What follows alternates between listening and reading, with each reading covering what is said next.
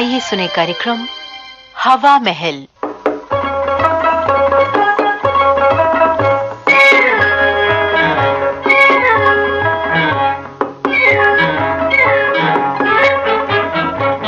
हवा महल कार्यक्रम में आज हम आपको सुनवा रहे हैं आशा मिश्रा की लिखी नाटिका अटरिया पे चोर, निर्देशिका कमला सक्सेना।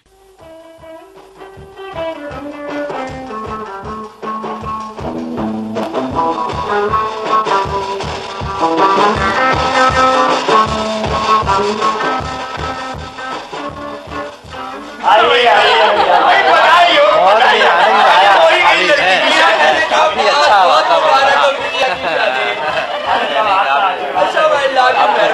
लेकिन आपने कुछ खाना वाना खाया कि नहीं? अरे भाई बहुत आप इतना अच्छा इंतजाम करें और हम बिना खाए ही रह जाए।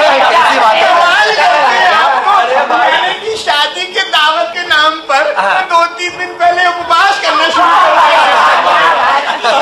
अरे भाई आज तो गनीमत है, वरना इन जनाब का तो ये हाल है कि शादी के घर में जाते हैं और फिर पलंग पे ही लाना पड़ता है। भैया भैया सुनिए तो।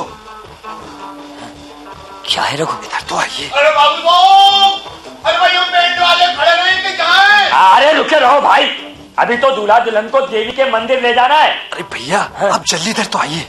क्या है रघु, तुम इतने घबराए क्यों? भैया हम लोग लुट गए भैया, हम लोग कहीं मुंह दिखाने के लायक भी नहीं रहे। क्या कह रहे हो? दूल्हा दुल्हन तो ठीक है ना? वही तो भैया, वही तो। अरे क्या वही तो? कहीं उषा की तो कोई बात नहीं? भैया आपको कैसे बताऊं, मुझे पता चला है कि दूल्हे के भेष में राकेश नहीं कोई और है। क्या भक्ति हो? अरे बाप रे, अरे मैंने खुद राकेश को ट्रेन से हाथ पकड़कर उतारा था। जनवासे में सहरा बंदी शुरू होने तक मैं वहां राकेश को देखकर आया हूँ। सुधीर भी वहीं था। राकेश उसका दोस्त है। सहरा वही है भैया, लेकिन दूल्हा बदल गया है। सहरे के भीतर राकेश नहीं कोई और है। और ये तो गजब हो गया, अब तो फेरे भी हो चुके हैं। जाओ जल्दी से अपनी भाभी को भीतर वाले कमरे में बुला लाओ, मैं अभी आया। हाय हाय, ये क्या गजब हो गया? किस चोरों चक्के के साथ फेरे ले लिए मेरी लड़की ने? कहीं ऐसा तो नहीं भैया कि ये चोरों की हरकत हो और वो दुल्हन के गहने और शादी का माल लेकर भाग जाना चाहते हैं? हाय, कहीं हमारे घर डकैतों का घेरा तो नहीं पड़ गया है? हाँ, अरे लड़के का बाप तो वही है ना कि वो भी बदल गया? कैसी बातें करते हो? राघवेंद्र जी की तबीयत ट्रेन में ही खराब हो गई, तू भी जनवासे में ही लेट गए। अच्छा। मैं बड़े भैया को उसके पास छोड़कर आया था। ओहो। सुधीर भी वहीं रुक गया। अरे अब डॉक्टर है तो कब काम आएगा? शादी का सारा काम तो लड़के के चाचा ने किया। अरे वो तो असली है ना? हाँ असली है, एकदम असली। वो तो पूरे समय लड़के के साथ ही लगा हुआ था, लड़के से कुछ बोलने ही नहीं दिया उसने। मुझे कोई शक नहीं हुआ, नहीं तो देख लेता उस कभी नहीं दगाबाज को। दूल्हा भी कहाँ बैठा है भाभी? अरे मत कहो दूल्हा उसे, मैं अभी उसे पुलिस के हवाले।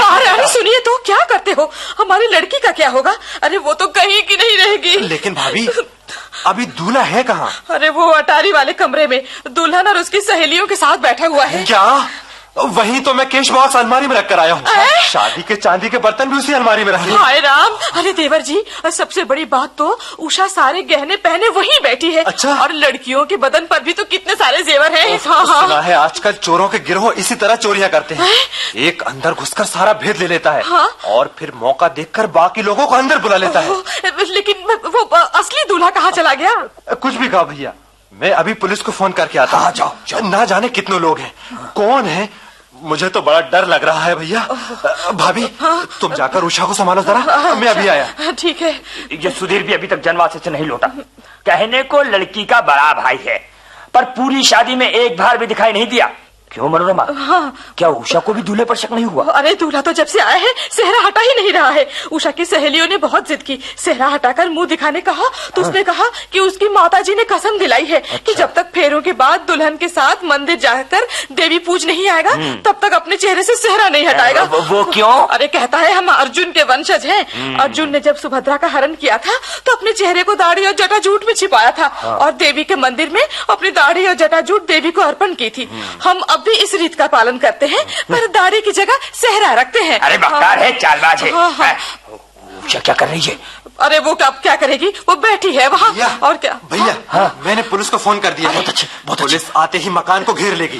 डीएसपी साहब खुद आ रहे हैं। अच्छा। क्योंकि एक अंतर प्रांतीय चोरों का गिरोह यहाँ आजकल आया हुआ हाय है। राम। वो लोग इसी तरह बारात में फैल जाते हैं, फिर बिजली का फ्यूज उड़ाकर शादी वाले घर को लूट लेते हैं।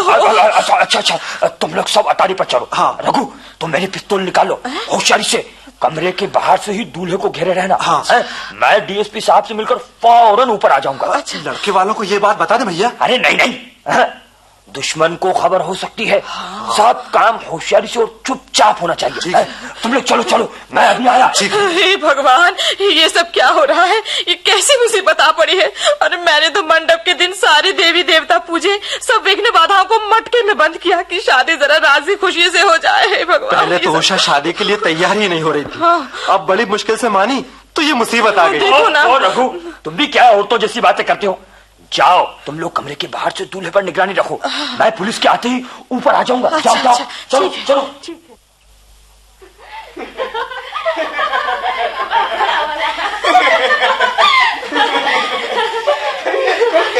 देखो मरे को कैसे हंस के बात कर रहा है? लड़कियों से देखो तो जरा, सेहरे में से सबके गहने ताक रहा होगा। बेहया चोट्टा। भाभी, हाँ, तुम चुप रहो। अरे देवर जी, पिस्तौल अच्छे से संभाले रहना, कहीं यूं ही ना चल जाए। तो जिया जी, फिर क्या हुआ? भाई ऐसा हुआ कि बलराम सुभद्रा का ब्याह अपने शिष्य दुर्योधन से करना चाहते थे। अच्छा। हाँ, और कृष्ण अपने मित्र अर्जुन से। फिर? तो अर्जुन सन्यासी के वेश में रैवतक पर्वत पर आकर रहने लगे।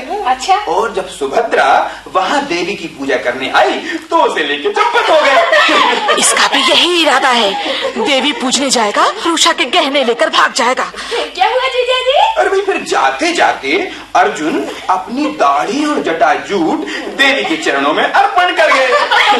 आप भी अपनी गाड़ी यानी कि सहरा मंदिर में छोड़ आएंगे? हाय बेचारा, इतना प्यारा सहरा। कहिए तो आपके नाम पर बांध दे किसी को ये सहरा। ऐसे फोकट में थोड़े ही हम अपना नाम दे देंगे किसी को। उषा ने क्या यूं ही अपने नाम का सहरा बंधवा दिया आपको?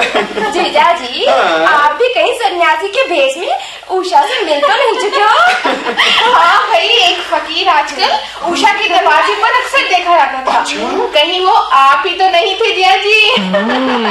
भीख मांगने के बहाने। हमें मांगने की क्या जरूरत थी? अच्छे गाजे बाजे धूमधाम से अपने आपकी आंखों के सामने से अपनी चीज ले जाएंगे। यही था वो फकीर, वो चोट्टा। चुप भी रहो भाभी, भैया अभी तक नहीं आए। हाँ, महंगा ना पड़ जाए जिया जी। भाई हम सौदेबाजी नहीं करते, जो लेना है ले लेते हैं, डाका डाल। ये चोर नहीं, डाकू है, डाकू। भैया अभी तक नहीं आए। लो भाभी, ये टार्च संभालो। टॉर्च? हाँ, कहीं बिजली चली गई तो तुम दूल्हे पर टॉर्च की लाइट फेंकना। अच्छा। और मैं हैंड्स अप करूंगा। अच्छा ठीक है। अरे देवर जी, ये टॉर्च तो जल ही नहीं रही। खबरदार दूल्हे मियां, खबरदार, मेरे हाथ में पिस्तौल है और निशाना तुम पर सदा हुआ है। हाँ, वहीं बैठ रहो, हिलने की कोशिश मत करना। अगर हिलने की कोशिश की तो गोली मार दूंगा। हाँ, पकड़ो। चोर। मेरा गला छोड़ो। लो, टॉर्च जल गई। टॉर्च नहीं जली, लाइट आ गई। ओहो, अरे ये पिस्तौल तो हटाओ देवर जी, आप तो मुझे पर पिस्तौल ताने खड़े हो। अरे यहाँ तो कुछ भी नहीं हुआ, दूल्हा तो वहीं बैठा है। अरे देखो, उधर देखो, वो पुलिस पीछे के बरामदे से 2 डाकुओं को पकड़ कर ला रही है। साहब, इन 2 लोगों को हमने पीछे से पाइप के सहारे अटारी पर चलते हुए पकड़ा है। अरे आपका लाख लाख शुक्र हवलदार साहब, आपकी होशियारी से हम चोर पकड़ने में सफल हो गए। पर ये तो अपना सुधीर है। और ये राकेश, असली दूल्हा। हवलदार साहब, ये हमारे ही घर के लड़के हैं। आप नीचे चलिए, मैं इनसे पूछताछ कर आपको अभी बताता हूँ। ठीक है। क्यों सुधीर? जी पापा, मैं आपको अभी सब समझा देता हूँ। समझाओ नहीं, सच सच बताओ, सब कुछ बताओ। पापा, अब जब शादी हो ही चुकी है तो नाराज होने से क्या फायदा? अच्छा, राकेश के पापा भी नाराज नहीं हैं। क्यों Rakesh? Yes uncle, he is right. Sudhir, शुरू से और साफ साफ बताओ। बिल्कुल पापा जी, वो पापा ऐसा हुआ कि वो जो दूल्हे के डिस्गाइज में नकली दूल्हा बैठा है ना, वो असली दूल्हा ही है। यानी कि अब हो गया है, वो मेरा और राकेश का फास्ट फ्रेंड है। Yes yes, fast friend.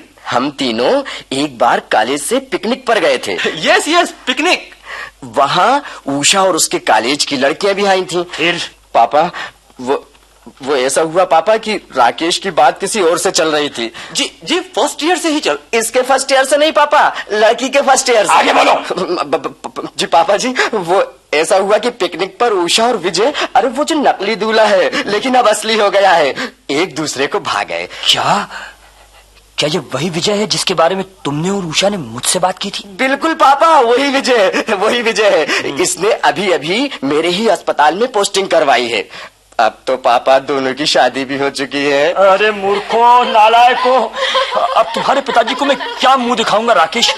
और तुम्हारे चाचा, क्या वे भी षड्यंत्र में शामिल थे? जी नहीं तो पापा को नींद की गोलियां कौन खिलाता? नींद की गोली? जी हाँ, ट्रेन में ही। भला उनकी आंखों के सामने से मैं किस तरह भाग सकता था? लेकिन तुम्हें भागने की जरूरत क्या थी? अरे पापा, बात यह है पापा कि अभी अभी हम लोग मंदिर से इसकी भी शादी करा कर आए हैं। क्या? जी हाँ, इसकी प्रेमिका से। और उषा की सहेलियां? वो सब इस बात को जानती हैं। अरे हद है चालबाजी की। अब मैं तुम्हारे पिताजी को क्या समझाऊं जाकर? आप परेशान न हो अंकल, चाचा जी ने उन्हें मना लिया है। उन्होंने कहा है कि अब उसी सेहरे को बांधकर राकेश इसी मंडप में अपनी दुल्हन से विधिवत फिर शादी करेगा। लेकिन तुम लोग चोरों की तरह पीछे से क्यों चल रहे थे? आपके डर से। हम तो चुपचाप घुसकर ये देखना चाहते थे कि विजय पर क्या गुजर रही है। हमें क्या पता था आपने पुलिस ही बुला रखी है। खामोश, उस अटरिया के चोर को मेरे सामने लाओ। ठाकुर साहब, आप मुझे माफ कर दीजिए, मैंने आपके साथ मजबूरी में बड़ा धोखा किया। मैं आपको मुंह दिखाने लायक नहीं हूँ। जो हुआ सो हुआ जमाई जी। जब मियाँ बीबी राजी तो क्या करेगा।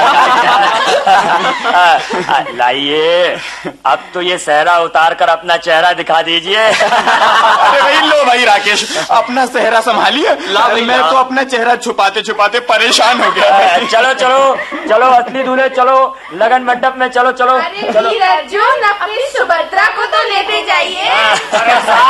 हमारा चोर। तुम्हारा नहीं, अटरिया पे चोर।